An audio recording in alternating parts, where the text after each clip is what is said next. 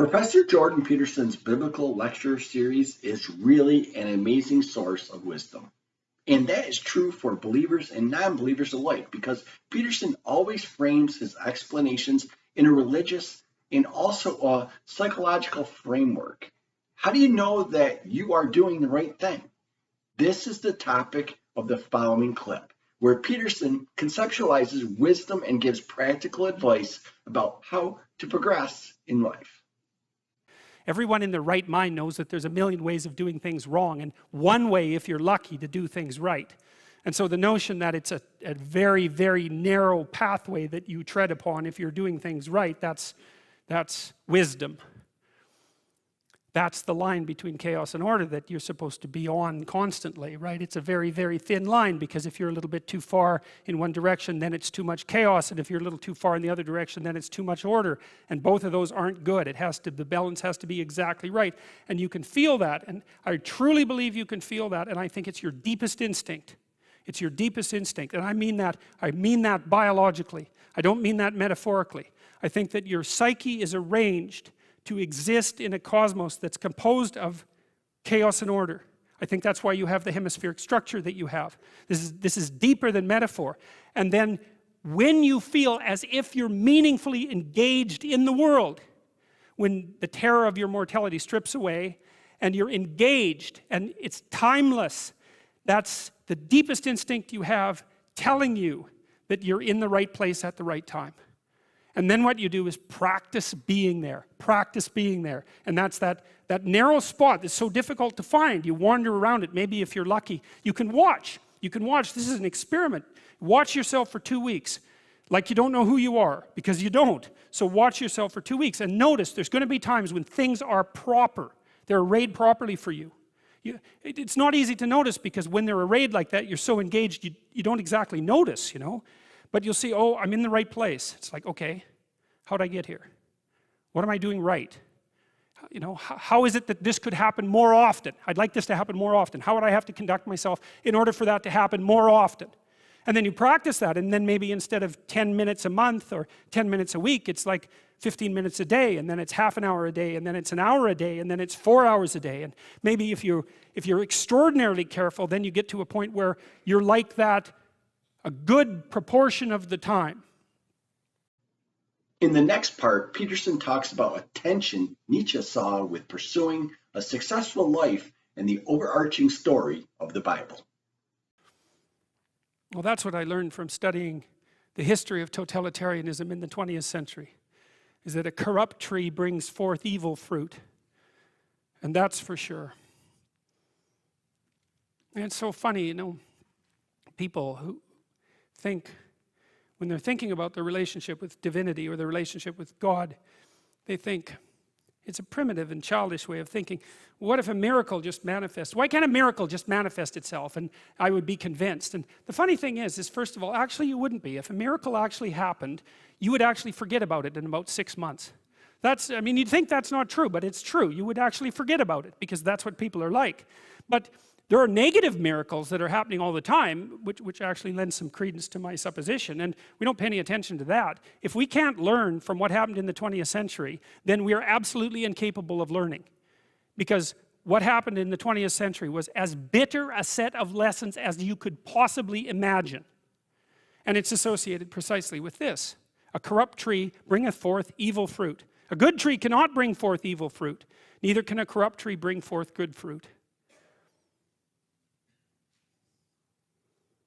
Every tree that bringeth not forth good fruit is hewn down and cast into the fire. Well, that's a flood motif right there. It's like we're constantly the archetype of the tree. That's the archetype of being. It's the archetype of the self often.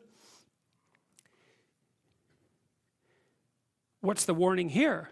It's that if you're mostly dead wood, you're going to burn up. And you can think about that metaphysically. You can project that into eternity, and you can think about that as a form of hell. And the funny thing is that when that's happening to you in real time, it is like an eternity in hell. It's a perfectly reasonable way of thinking about it. But you can strip the metaphysical elements off, and you can say, well, if you're mostly dead wood, then a spark will light you on fire. And that's also very much worth thinking about. Wherefore by their fruits shall ye know them. Not everyone that saith unto me, Lord, shall enter the kingdom of heaven, but he that doeth the will of my Father which is in heaven. That's an interesting line, I think. I mean, one of the proper critiques of traditional Christianity, maybe this is the sort of critique that Nietzsche put forth, was that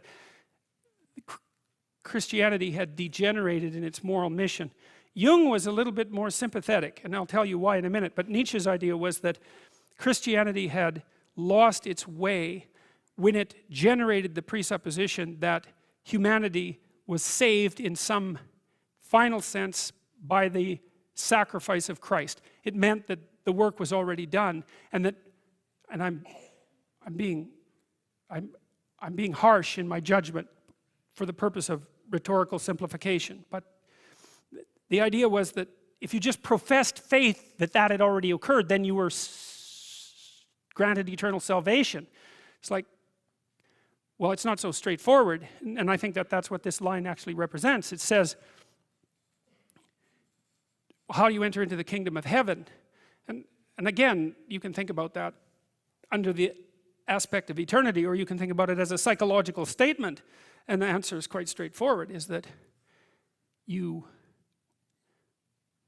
do what Noah did to make him immune from the flood, and that's to walk with God.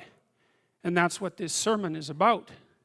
It's laying out the practical elements of that, and the practical elements are aim at the highest possible good and play that out in the world, and then you may have the opportunity to inhabit the highest possible good that you're positing into existence. Perhaps not, but you can't think of any more practical way of going about that. I mean, if you build a house, then maybe you can live in it. If you don't build a house, you're not going to be able to live in it. If you build a good house, then you'll be able to live in a good house. And if you build a perfect house, then maybe you can live in a perfect house. But if you just say that the house has already been built for you, and that you can just say that the house is being built for you, well, then the probability that you're going to be able to live where you need to live is, there's no probability that you're going to be able to live where you need to live. Many will say to me in that day, that's the judgment day, Lord, have we not prophesied in thy name? And in thy name have cast out devils, and in thy name done many wonderful works. And then I will profess unto them, I never knew you. Depart from me, you that work iniquity. You see, that's judgment day, you know. That's an archetypal idea. And partly it's archetypal because every day is judgment day. And the part of you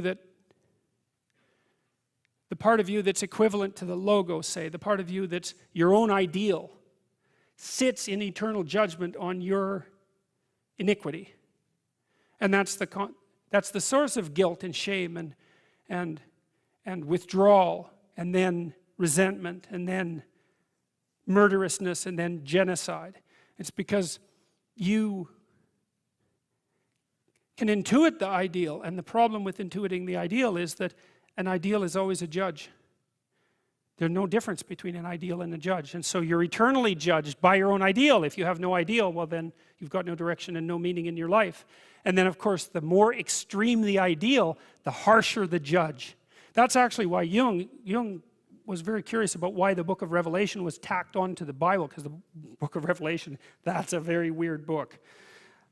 And you know, in the Gospels, Christ is, I would say, perhaps primarily merciful. There's maybe a war in his character between truth and mercy, but it's one of the two, perhaps mercy.